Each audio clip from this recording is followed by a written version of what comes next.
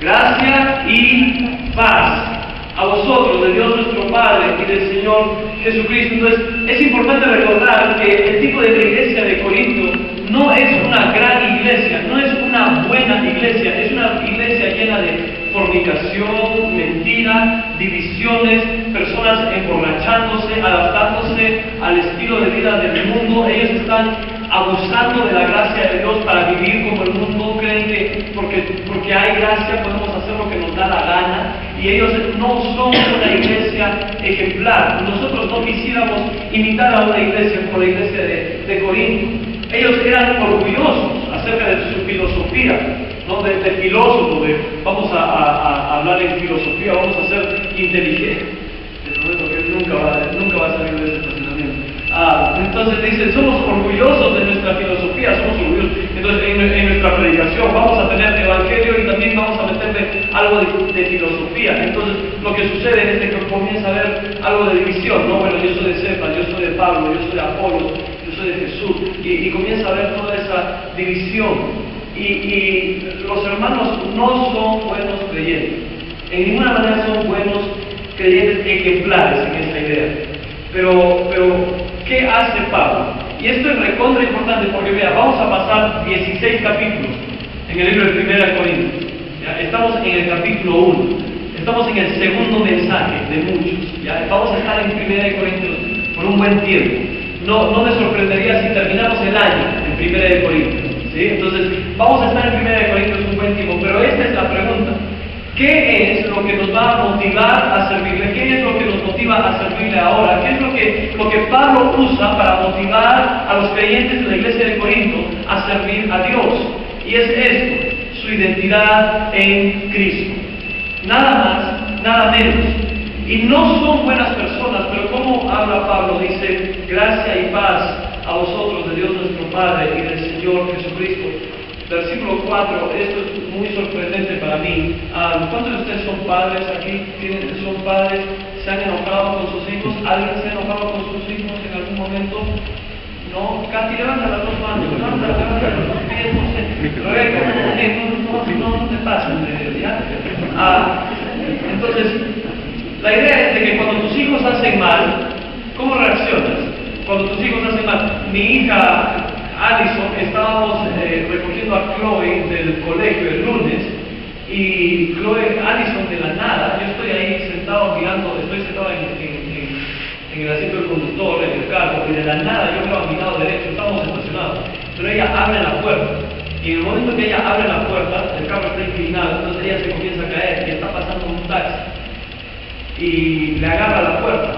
El taxi le agarra la puerta y no se hizo nada a la puerta, felizmente, y no se hizo nada a mi hija, felizmente. Pero en orden de importancia. Pero la idea es esta, es de que yo no estuve contento. Yo no estuve contento y reaccioné de una manera equivocada. Pero mira lo que sucede yo reaccioné de una manera equivocada porque ella desobedeció, porque me asusté de que ella podía morir, de que casi me malogré el carro, de que había bastantes cosas que estaban pasando por mi mente en ese momento, ¿verdad? Pero siempre hay amor. Y Pablo, la manera que reacciona, él sabe que va a tener que reprenderles por su pecado. Él sabe que hay un joven que está en fornicación en la iglesia con su madrastra o con la esposa de su padre. Él sabe que hay gente que está viviendo equivocadamente. Él sabe que hay gente que está viviendo en pecado, pero ¿cómo les habla? Mira el versículo 4, dice, gracias doy a Dios. Gracias doy a mi Dios siempre por vosotros. Pablo les muestra amor. Pablo dice que agradece a Dios por cada uno de ellos. Les ofrece gracia y misericordia. ¿Y sabes por qué Pablo les ofrece gracia y misericordia? Número uno, porque él sabe que estas personas no le pertenecen a él, no son sus hijos, pero son hijos de Dios. Eso es uno. Y número dos, es de que Pablo entiende lo que es el fracaso. Pablo entiende lo que es la necesidad de gracia, la necesidad de misericordia. Entonces él, cuando mira a otros hijos de Dios, no les mira con prejuicios, no les mira con juicio, no les mira con enojo. ¿Cómo les mira? Dice, doy gracias a Dios por ti. Y mientras Pablo escribe esta carta, hay un joven que está en fornicación, hay algunos que están en fornicación en la iglesia, que dice, doy gracias a Dios por ti. Doy gracias a Dios por ti. Doy gracias a Dios. Siempre ofrece amor. ¿Por qué? Porque Pablo había experimentado eso. Déjame decirte esto, y esto no tiene que ver mucho con el mensaje ahora, pero esta iglesia debe ser un lugar de gracia para el pecador. ¿Sí? Un lugar de amor para el creyente caído. Para la persona que ha caído en pecado, hay gracia. Eso no significa que ignoramos u obviamos el pecado, porque Pablo no obvia el pecado, Pablo no ignora el pecado, más bien lo reprende en el futuro, pero siempre lo reprende con gracia y con amor. Entonces nosotros somos una iglesia de gracia, somos una iglesia de amor, aún con el caído, aún con el pecador, y muchas veces seremos nosotros mismos que hemos caído, ¿verdad? Entonces Pablo siempre ofrece gracia, él siempre ofrece amor, y la persona que pasa su tiempo criticando y juzgando a otros no es que el creyente no debe ser así. Y siempre con la cabeza así arriba, la nariz arriba, como que chusma, esa persona no entiende la gracia de Dios en su propia vida. Porque nosotros necesitamos gracia también. Sigue con el versículo, dice: gracias doy a mi Dios siempre por vosotros. Y esto es lo que Pablo hace, les recuerda de su posición en Cristo. ¿Cuál es tu posición en Cristo? Les llama santos en versículo 2 y 3, pero esta es su posición, dice a mi Dios siempre por vosotros, por la gracia de Dios que os fue dada en Cristo Jesús. ¿Cuántos han recibido la gracia de Dios? Levanta la mano. ¿Has recibido la gracia de Dios? ¿Estás bajo gracia? ¿Has recibido esa gracia? Dice él, doy gracias a Dios por eso. Doy gracias a Dios por la gracia que has recibido en Cristo Jesús, porque en todas las cosas fuisteis enriquecidos en Él, en toda palabra y en toda ciencia, así como el testimonio acerca de Cristo ha sido confirmado en vosotros, de tal manera que nada os falta en ningún don, esperando la manifestación de nuestro Señor Jesucristo, el cual también nos confirmará hasta el fin, para que seáis irreprensibles en el día de nuestro Señor Jesucristo. Mira el versículo 9, y este podría ser uno de los versículos claves de todo el libro de 1 Corintios. Dice: fiel es Dios. Fiel es Dios. Fiel es Dios, por el cual fuisteis llamados a la comunión. ¿Con quién? Con su Hijo Jesucristo, nuestro Señor. Él es fiel, le recuerda de su posición.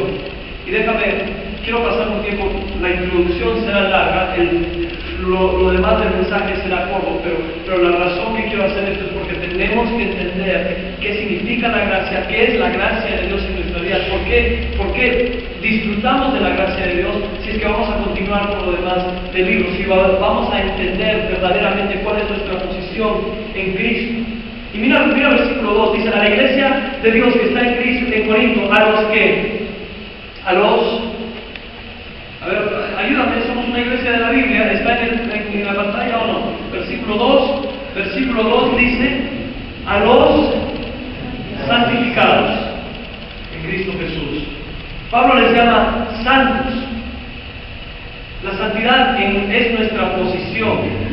La santidad es nuestra posición como creyente ante Dios. ¿Cómo eres?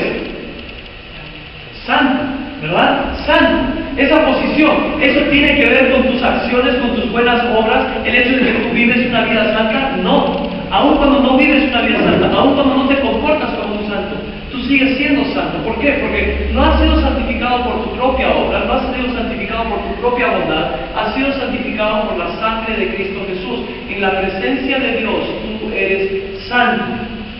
Como creyentes deberíamos vivir vidas santas, pero vidas santas no nos hacen santos. Nuestra vida es santa y queremos vivir una vida santa, porque en Cristo ya somos santos y nos ha dado el Espíritu Santo para poder vivir una vida santa. ¿Me hago entender acerca de esto? Ya soy santo, en posición soy santo, y en práctica quiero ser santo, porque mi posición es primero, y porque mi posición es santa, en mi práctica quiero ser santo. Entonces tú eres santo, si tú conoces a Cristo, eres santo. Que Pablo diga que los corintios son santos es una declaración muy fuerte, sabiendo todos los pecados que ellos están pasando. Pero nosotros somos bendecidos con toda bendición espiritual. 3 dice: bendito sea el Dios y Padre de nuestro Señor Jesucristo, que nos bendijo con toda bendición espiritual en lugares celestiales en Cristo. Todos los santos son salvos, y todos los salvos son santos.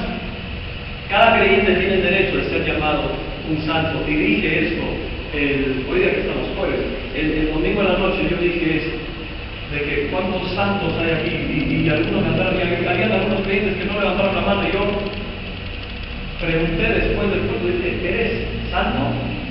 No. ¿Pero eres salvo? Sí. Entonces, ¿eres santo? No, no soy santo. Pero como creyente, tú tal vez fracasas, pero aún así tienes el derecho de ser llamado santo. Siempre tienes ese derecho de ser llamado santo. Ninguno merece el título de santo, pero Dios nos ha declarado santos por confiar en su Hijo. Mientras que en práctica podríamos ser los peores pecadores, en posición somos los mejores santos. ¿Y por qué es tan importante esto? Porque eso es lo que te reprende, ¿verdad? Eso es lo que te reprende cuando estás pecando, cuando caes en pecado. ¿Qué te reprende? El hecho de que ya eres santo. El hecho de que tú dices: esto no es lo que yo soy. Tu identidad misma te reprende. Como creyentes, una de las reflexiones más fuertes que podemos tener es reconocer quién es nuestro Padre. ¿Quién es mi papá? Dios. Entonces, ¿por qué estoy haciendo esto? ¿Quién es mi papá? Dios. Entonces, sé que no debería hacer esto porque a Él no le gusta. Nuestra posición nos motiva a mejorar nuestra práctica. En los siguientes versículos, Pablo solamente dice esto: mira lo que eres, mira lo que tienes, mira quién eres en Cristo. Pablo les asegura a los corintios, por más inmorales o infieles que pueden ser, que todos son santos. Pero el fundamento para Pablo está basado sobre la posición de santidad de los creyentes. Porque ellos han sido santificados y dados una naturaleza santa, Pablo les pide vivir una vida santa. Entonces, mi pregunta para ti es esta: ¿eres santo? ¿Eres santo? Entonces vive una vida santa. Pero muchos creyentes lo ponen de la otra forma. Tengo que vivir una vida santa para ser santo, ¿verdad? Tengo que vivir una vida santa para que Dios me vea como santo. Tengo que hacer cosas para ser santo. Y eso es legalismo. Eso es seguir reglas, eso es seguir prácticas, eso es seguir mi propia justicia para llegar a la santidad. Pero el hecho es de que antes de que nosotros practiquemos nuestra santidad, Cristo ya nos ha hecho santos, no por nuestras acciones, pero por su acción en la cruz de Cristo. Él ya nos ha hecho santos. Entonces la pregunta es esta: ¿eres santo? Entonces vive como santo. Nunca deberíamos pensar que lo que Él no pensaría. El hecho de que nosotros somos cristianos como Cristo, somos cristianitos. ¿Sabes que la palabra cristiano era una burla, ¿verdad? Era un Cristo pequeño. Entonces, ser cristiano, ser creyente, significa que tú eres como Cristo, que tú deberías ser como Cristo. Entonces, si yo pertenezco a Cristo, debería actuar como Cristo, lo cual significa, yo no pienso en cosas que Él no pensaría, que yo no digo cosas que Él no diría, que yo no hago cosas que Él no haría. Porque Él es santo, nuestra vida debería ser santa. Y ese es el fundamento de la vida cristiana. Dice: sed santos como yo soy santo. Ahora mira lo que dice el versículo 4, dice: gracias doy a mi Dios siempre por vosotros. ¿Por qué? Mira el versículo 4 dice: por la que. Gracias. Por la que, a ver, lee esa palabra conmigo. Gracias doy a Dios por la gracia. La gracia de Dios. Pablo primeramente agradece a Dios por su gracia. Y esta es la base y el fundamento de todo el pasaje. Aquí Pablo nos muestra de dónde viene esa gracia. Tenemos que entender esto antes de seguir. Entonces, ¿qué es la gracia? ¿Qué es la gracia? Bueno, si tomamos una definición común y corriente, es el favor inmerecido de Dios. La misericordia es de que yo no recibo lo que merezco. Yo, siendo pecador ante los ojos de Dios, ¿qué merezco? Merezco castigo eterno, merezco pasar la eternidad en el infierno. Y su misericordia diría: yo no te voy a dar lo que tú mereces, no irás al infierno. Y estaríamos bien con su misericordia, pero su gracia va más allá de su misericordia. Y su gracia es esta, que yo te voy a dar lo que no mereces.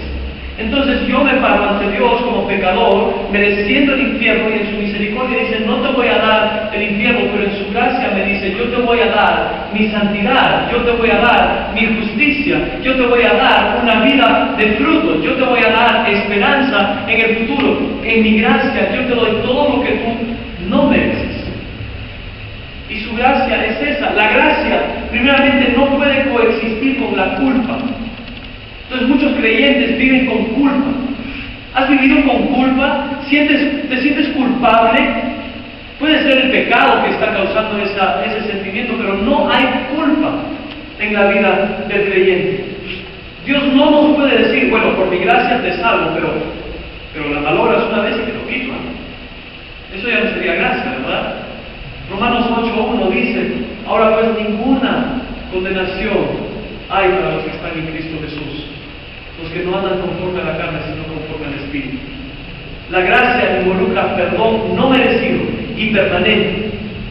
Y este es el tema de que la gracia solo puede operar donde hay pecado.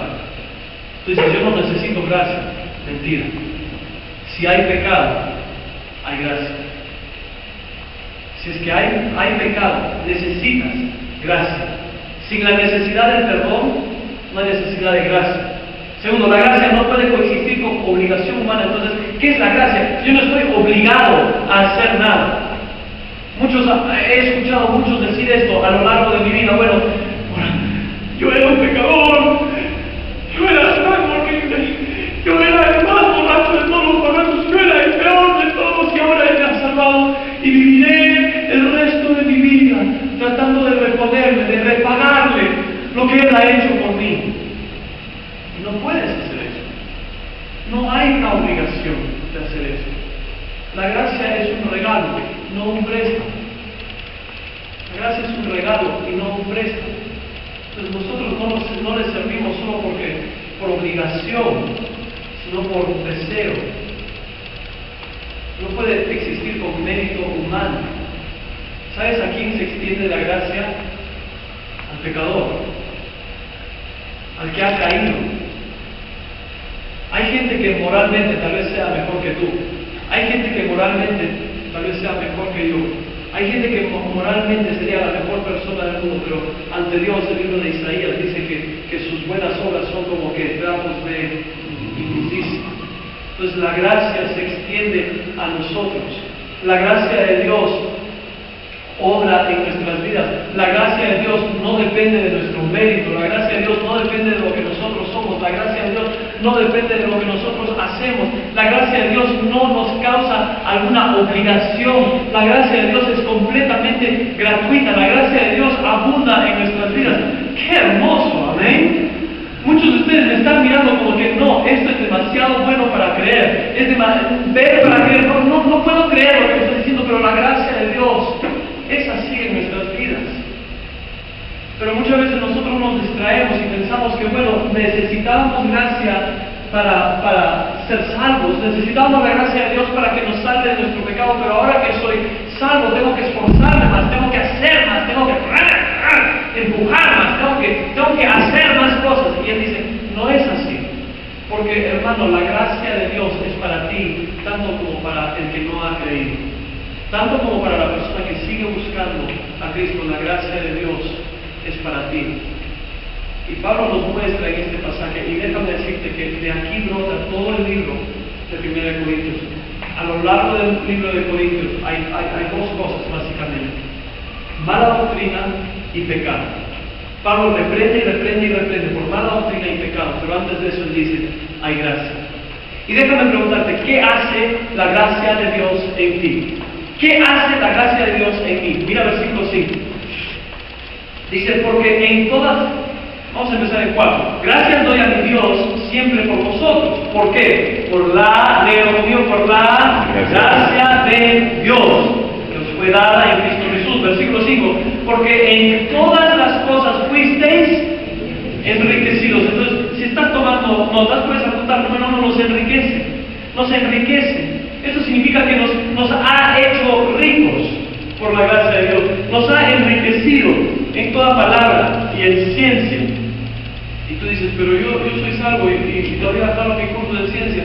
No está hablando de eso, está hablando de conocimiento. Y dice, ha sido enriquecido.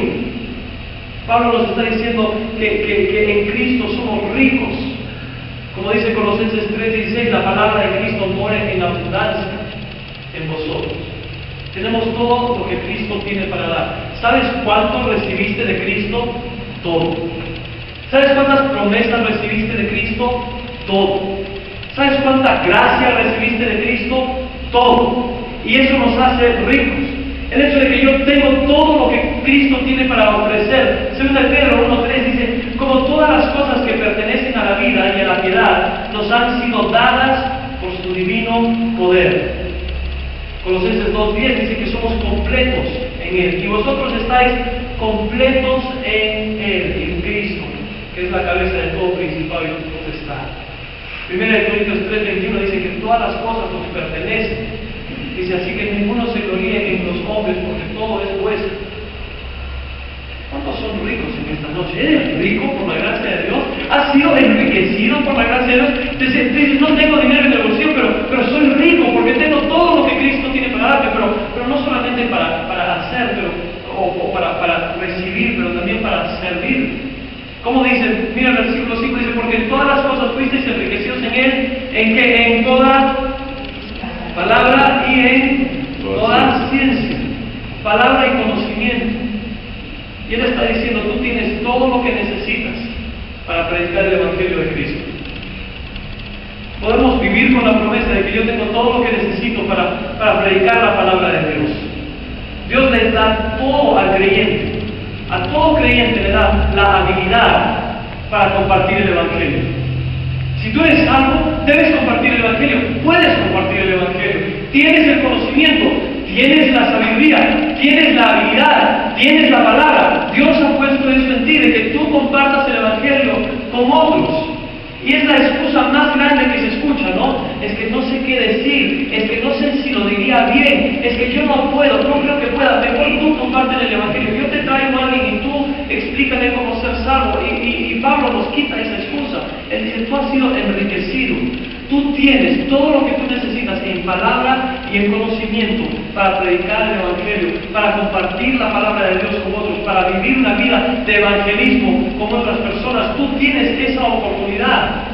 Y ser un testigo de Dios no es opción para nosotros. Al igual que Dios le dijo a los apóstoles que prediquen, también nos dijo a nosotros, y me seréis testigos en Jerusalén, en toda Judea, en Samaria, y hasta el último de la tierra. Dios nos ha dado esa habilidad, solo tenemos que estar dispuestos a hacerlo.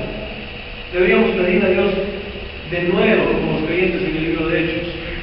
Deberíamos estudiar, preparar una respuesta, ser amables y pacientes y mansos. Pero no solamente eso, Dios te ha hecho rico. No solamente en el hecho de que puedes evangelizar, de que has recibido todo de Cristo, pero mira más del versículo, dice, porque en todas las cosas fuiste enriquecidos en toda palabra y en toda ciencia, así como el testimonio acerca de Cristo ha sido confirmado en nosotros, de que gente ve la evidencia del Espíritu Santo en ti, de que tienes una vida cambiada. El versículo 7 dice, de tal manera que nada os falta en ningún don. Pablo dice, mira, sería una cosa que tú prediques el Evangelio, pero en esta iglesia, escúchame, en esta iglesia, cada uno de ustedes tienen todos los dones que nosotros necesitamos para alcanzar al mundo y para hacer crecer esta iglesia. No necesitamos buscar afuera. Esto es lo que Pablo nos dice que no les falta nada en ningún don, esperando la manifestación de nuestro Señor Jesucristo. Los creyentes de la iglesia de Corinto, como cualquier otro creyente, no tenía que buscar en otro lugar las bendiciones de Dios. Si ustedes dicen, no, es que yo quiero una unción especial del Espíritu Santo, de que yo pueda sentir los escalofríos alrededor de mi cuerpo, y de que yo pueda flotar y que pueda recibir una reprensión del Espíritu Santo, una reprensión de los demonios al mismo tiempo, y me arrastra la pared y me arrastra el rojo. Entonces voy a ir a la campaña de Dante Gebel y de Benny King para que yo pueda sentir eso. Estupidez, hermano. Entonces yo quiero esos dones, que yo pueda hablar en lenguas. Dios nos ha dado todos los dones que nosotros necesitamos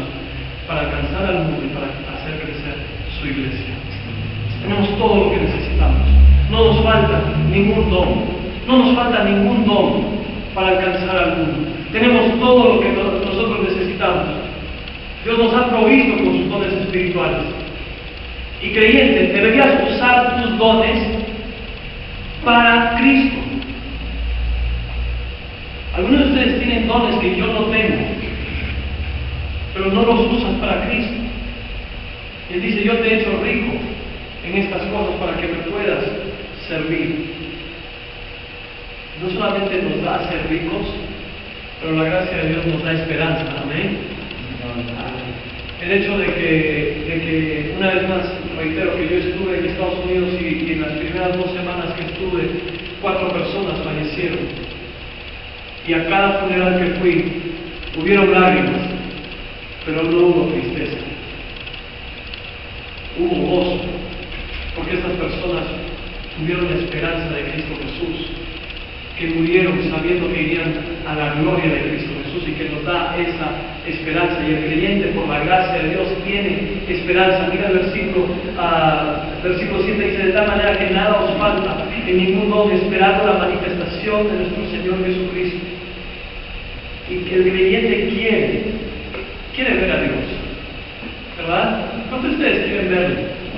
Queremos verlo, que regrese, que nos venga a recoger. Lo más tiempo que vives en este mundo, más te das cuenta que duele. Y de que si vives suficiente tiempo, sanas. Y al final de cuentas, lo más hermoso sería ver a nuestro Padre Celestial, ver a Jesucristo venir en gloria. Filipenses 1:23 dice, porque Pablo habla de esto, dice, porque de ambas cosas estoy puesto en estrecho, estoy en estrecho, no sé cuál escoger. Dice, deseo partir y estar con Cristo, lo cual es muchísimo mejor, pero quedar en la carne es más necesaria por causa de vosotros. Tenemos la esperanza de que Él nos va a perfeccionar. Mira el versículo 7, dice, esperando la manifestación de nuestro Señor Jesucristo, el cual también os, ¿qué? Mira el versículo 8, el cual también mira tu versículo, el cual os confirmará. Dice, os confirmará, pero ¿cómo? Hasta el fin. Entonces la gracia de Dios dice, yo te voy a salvar, pero no solamente te voy a salvar, pero te voy a preservar, te voy a usar, te voy a perfeccionar hasta el fin. Y no solamente te voy a conservar y te voy a confirmar, pero ¿qué dice la siguiente parte? Dice que nos confirmará hasta el fin. ¿Para qué? Para que seáis irreprensibles. Entonces Filipenses 1:6 dice, estando persuadido de esto, de que el que comenzó en vosotros la buena obra, la perfeccionará hasta el día de Jesucristo. Efesios 5:26 nos dice que nos presentará como santos y sin mancha para santificarla, habiéndola purificado en el lavamiento del agua por la palabra, hablando de la iglesia, a fin de presentársela a sí mismo una iglesia gloriosa, que no tuviese mancha ni arruga, ni cosas semejantes, sino que fuese santa y sin mancha. No hay condenación para los que están en Cristo. Nos enriquece, la gracia de Dios nos enriquece para poder servirle, nos da la esperanza de que estaremos en la presencia de Dios, de que Él nos perfeccionará, de que Él no solamente nos ha dejado aquí, nos salvó y ya hazla tú, ya te veo en el cielo, te salvé, nos vemos ahí. No, Él va de la mano con nosotros diciendo, yo estoy persuadido que te voy a perfeccionar, voy a orar en tu corazón. Acuérdate con quién está hablando Pablo. Está hablando con los corintios, con fornicarios, con chismosos, con divisores, con gente que abusaba de los dones espirituales que Dios les había dado. Y con esta gente Él dice, yo sé que Dios te va a confirmar. Y por más que le falles, su gracia continúa en tu vida. Y un día estarás en la presencia de Dios, sin mancha, irreprensible, santo, confirmado. Cuando lleguemos al cielo, hermano, sé que tal vez hayan leído un folletito, o tal vez alguien haya predicado de que cuando tú llegues al cielo van a sacar un DVD, ¿no? Un disco duro de 50 terabytes de todas las cosas malas que has hecho, y después la van a pasar en pantalla como en cine, y todo el mundo va a ver todas las cosas malas que has hecho. ¿Te han enseñado eso? ¿Has escuchado eso? Mentira. Cuando llegues al cielo, Él te confirmará afirmará irreprensible ante el Padre por la obra de Cristo Jesús en tu vida, y nos da esa esperanza. Pero lo último es de que Dios nos promete fidelidad. Y una vez más, el versículo 9, ¿qué dice? Fiel es Dios.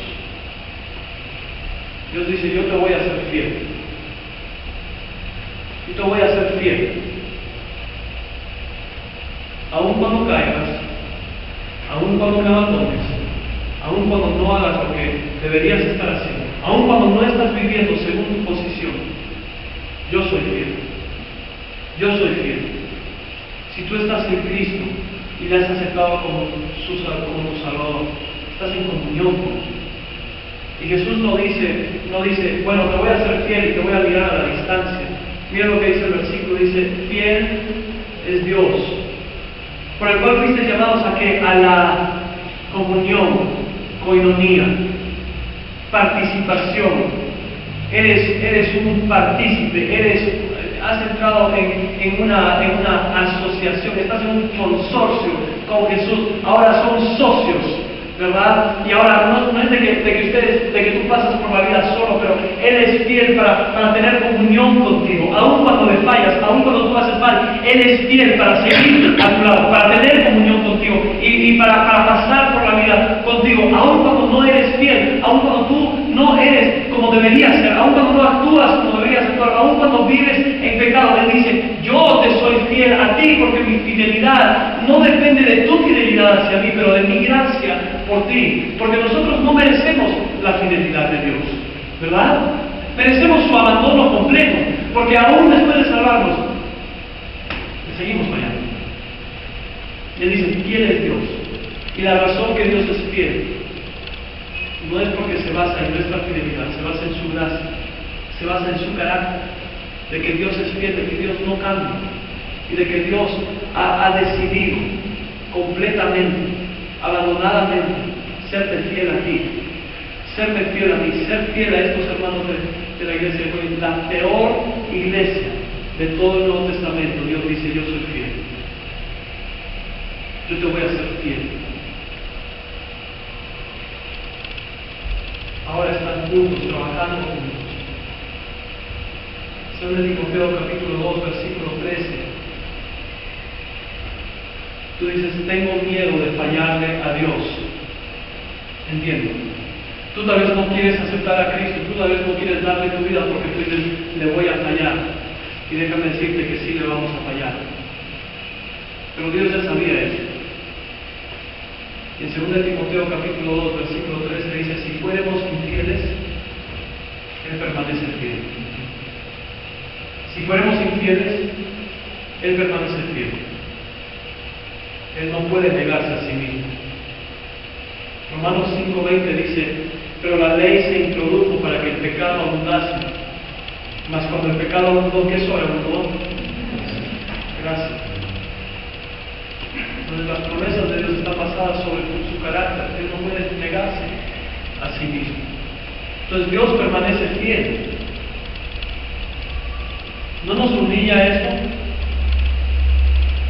Que pienses en tal vez lo que has hecho durante esta semana, que pienses en las maneras que has caído, que pienses en las cosas que has dicho, que pienses en los pensamientos que hayan pasado por tu mente, que pienses en el rencor que no sueltas, que pienses en el odio que todavía tienes, que pienses en todas esas cosas. Y Dios dice, yo soy fiel, yo te soy fiel. Tú dices, pero yo estoy mal.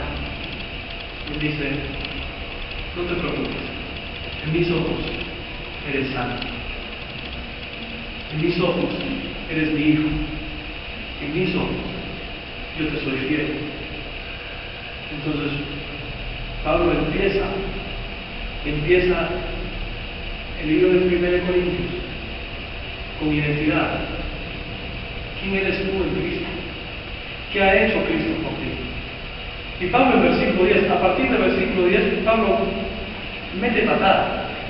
Dice, os ruego pues, ahora que tú eres santo, ahora que tú eres todas estas cosas, te ruego pues por estas cosas, te ruego porque tú eres hijo de Dios, porque Él es fiel, porque Él te ha enriquecido, porque Él te ha dado esperanza, porque Él te ha permanecido fiel, por esas cosas te ruego que cambies, que vivas una vida santa.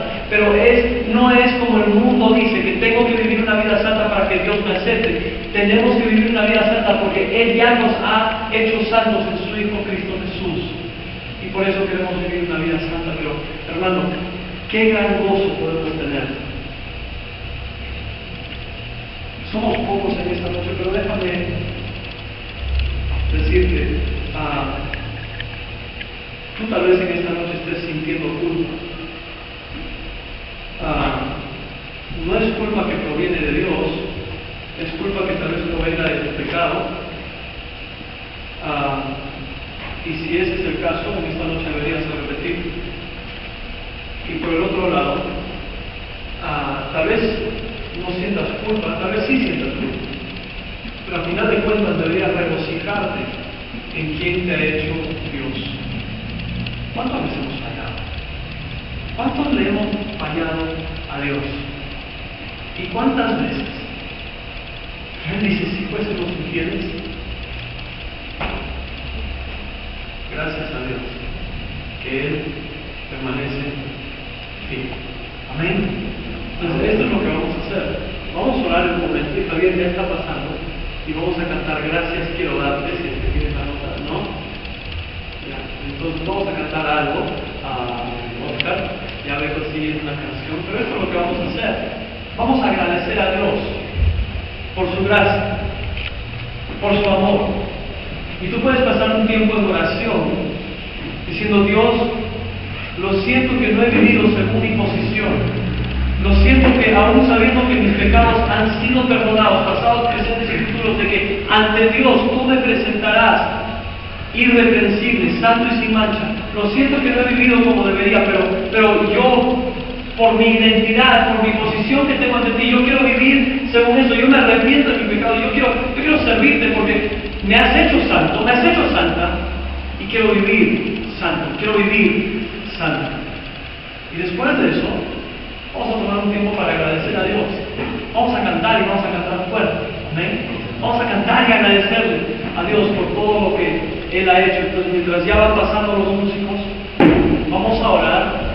Ellos empezarán a tocar y cuando yo termine de orar, tú puedes quedarte orando si deseas, pero cuando termines de orar vamos a ponernos de pie y vamos a cantar. Y vamos a agradecerle a Dios por su fidelidad hacia nosotros. Dios, te agradezco por tu gracia que nos enriquece para servirte, que nos enriquece para disfrutar de ti, que por medio de Cristo podemos disfrutar de todas tus bendiciones. Señor, yo te agradezco que por medio de Cristo no solamente nos enriqueces para disfrutar de ti, pero para también servirte a ti, para glorificarte a ti, Señor, que nos has dado todas las habilidades, todas las palabras, todo el conocimiento que necesitamos para predicar tu palabra, para compartir el Evangelio. Señor, yo te doy gracias porque algún día nosotros nos pararemos ante ti y nos darás un cuerpo nuevo y una mente nueva y podremos adorarte en espíritu y en verdad y completamente, abiertamente, porque tú nos presentarás irreprensibles ante el Padre. Señor, te agradezco que por más que yo te falle, por más que yo caiga, por más que yo haga las cosas mal, tú permaneces fiel. Señor, te agradezco por tu gracia, te agradezco por tu amor, que aunque yo sea como estos hermanos de 1 Corintios, que tú permaneces fiel. Señor, yo te pido que nosotros como iglesia decidamos vivir no según nuestros deseos, no según nuestros anhelos, pero Señor, según lo que tú nos has hecho, que vivamos santos porque ya nos has hecho santos, porque ya nos has hecho sin mancha ante ti. Gracias, Dios. Gracias por todo lo que haces.